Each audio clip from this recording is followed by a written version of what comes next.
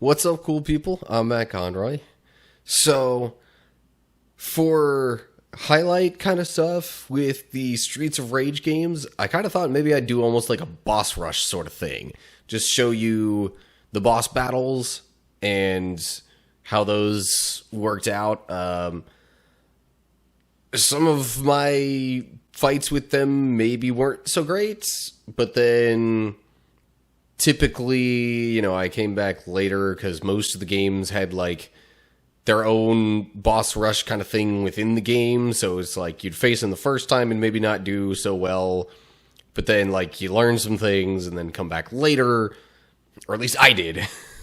So this might be kind of both a how to and a how not to when it comes to fighting the bosses in these games.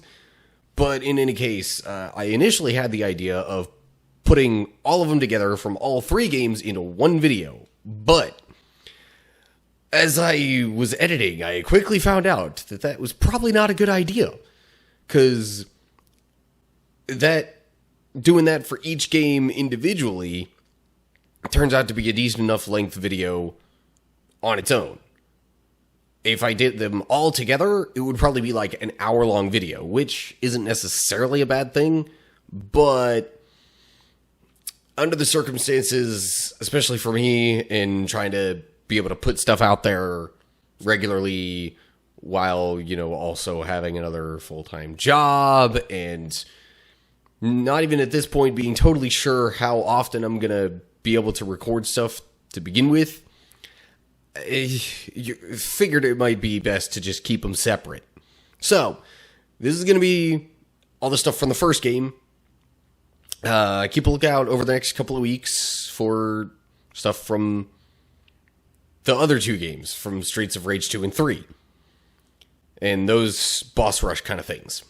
So anyway, no further introduction needed. Let's just hop right into it.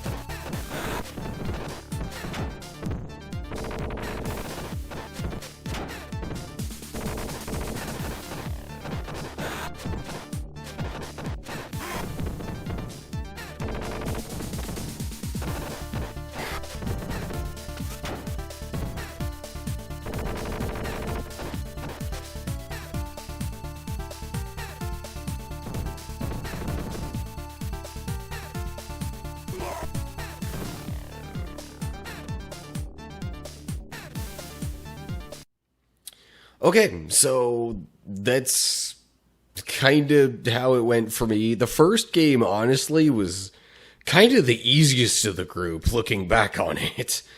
But in any case, yeah, still was just getting myself into the Streets of Rage games for the first time in like forever. So it was not great at first, but eventually came back and did significantly better. So yeah, anyway, it also helped with the whole vintage collection thing that it gave you like a save option at pretty much any time you wanted. So yeah, helpful. Especially since originally these games did not have any kind of save option. I don't know if I ever really played these games at home originally. I think I just like played the first one in the arcades sometimes, typically. And I would pretty much always get the tar beat out of me by the claw dude.